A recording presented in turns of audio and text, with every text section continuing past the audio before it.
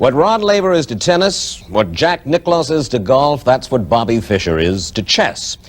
And on June the 22nd, unless arrangements fall apart, and in the stormy world of chess anything can happen, Bobby Fischer of the United States will finally meet Boris Spassky of the Soviet Union in Belgrade, Yugoslavia, for the chess championship of the world. At stake, immense prestige for the Russians, who jealously guard their reputation as the country of the chess masters.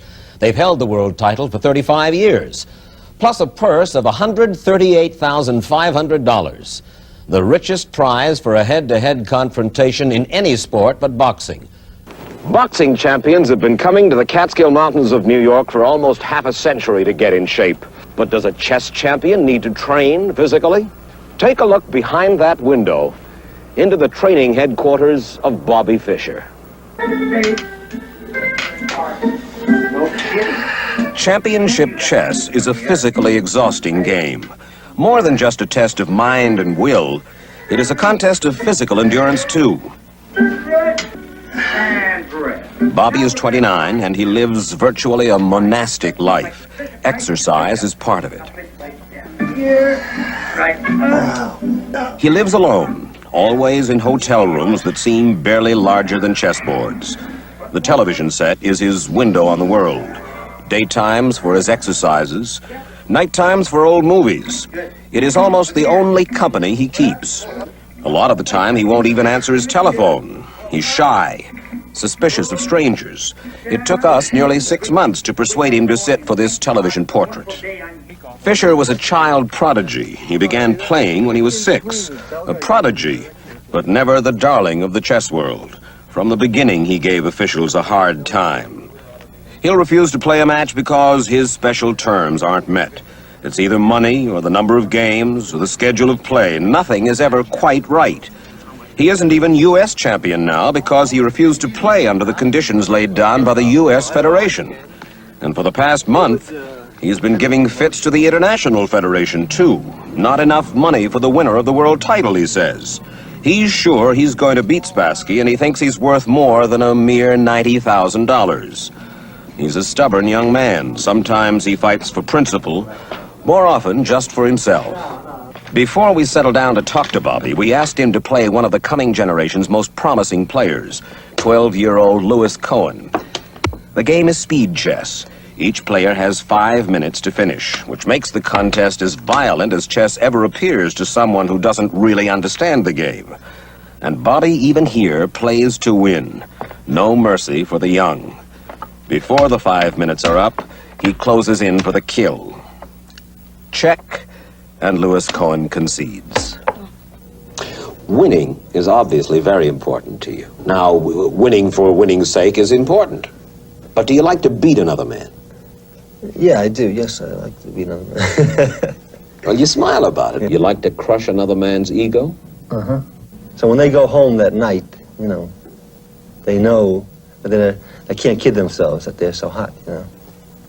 You think the Russians are pretty worried about you at this moment? Oh, yeah, they have been ever since I started playing chess.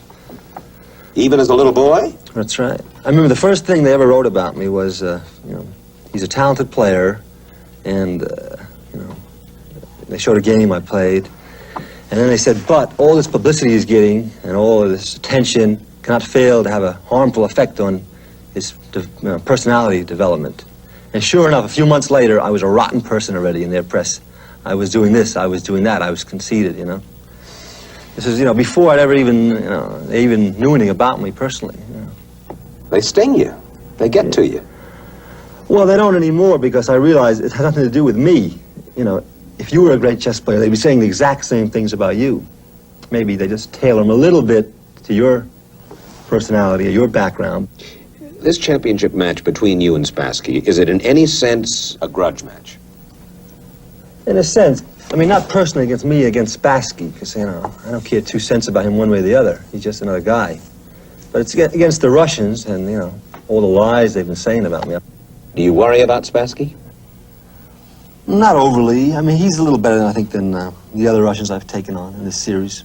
But, You've played Spassky. He's beaten you, but you've never beaten him. Yeah, well, we've only played a few games. So we were just the other day looking through that his games from that Moscow event, that Alekhine tournament, and They were atrocious games. He was really, he was lost in half the games in that tournament. Really bad games on his part. Why would that happen to a man who, after all, is the champion of the world? Well, the champion of the world. First of all, I didn't compete, so he's not really much of a champion, but, you know, he's the best they've got. That's a big deal. Where do you get your confidence? Well, when you're successful, you realize there must be something going on. I mean, why am I so successful? There must be a reason, right? So obviously there's something, some natural ability, some, you know, factors working, right? Right. Sometimes what we're talking about is described as Fischer's arrogance. I sense that it's something quite different. You simply... Yeah, this arrogance, like, people have been calling me arrogant for many years, but lately they're not calling me arrogant. Why? Because now, you know, I've been winning all these matches and I'm doing what I've always said I was, you know. So I used to say I was the best player in the world. Everybody's arrogant, terrible, conceited person, you know. Right. But this is just an obvious fact.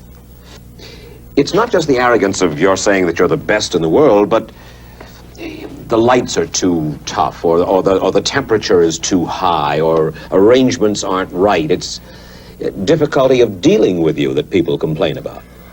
Yeah, but the thing is, everybody was looking at it from the organizer's point of view, you know. The organizers, I mean, you wouldn't believe the kind of conditions they want us chess players to play in. For instance? Oh, I remember playing once. I played in Berlin. I played a match with the best players in Berlin, you know, American team against the Berliners. And, you know, I had guys leaning right on my head practically, smoking in my face, spectators. Is chess a tough game for the body as well as the mind? It is pretty tough, yeah, because of all the tension and all the, you know, a lot of concentration, sitting there for hour after hour. It's real exhausting. I think that that's pretty difficult for somebody who doesn't know the game to understand. It looks like, I mean, after all, you and I sit at a board. Yeah. Well, you know, it's kind of like after you go in to take, you know, your final exam or something, you're pretty tired, right? So it's like taking a 5-hour exam every day or something, you know. Bobby does not like personal questions. He won't talk about his religion. He was born a Jew, now he is a fundamentalist. Nor will he talk about his relatives. His father left when Bobby was 2. He never sees his mother nor his sister. No girls in his life. He claims he hasn't time for them. We spent Bobby's 29th birthday with him at Grossinger's. He came alone. No family, no friends. At the table with him, little Louis Cohen. And Bobby disdained the cake that we had ordered for him. Happy birthday to you. You were worrying about this? Why were you worrying about it? You know, I just don't go. First of all, I don't eat this kind of cake. Second of all, I don't go for these things. All right. Yeah. Shall we take it away, please? Yeah. All right.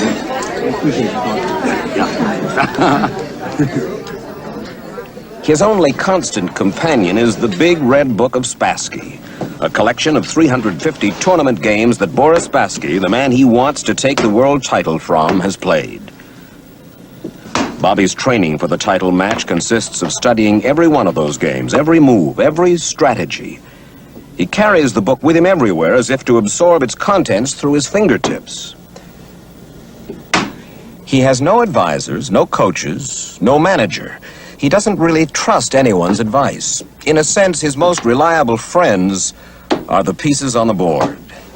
His strategies, in life as in chess, are mysterious and his own. This summer, he will finally play Boris Spassky for the championship. And perhaps he'll prove what he has always said, that Bobby Fischer is the best chess player in the world. But win or lose, Bobby wants everyone to know he did it by himself.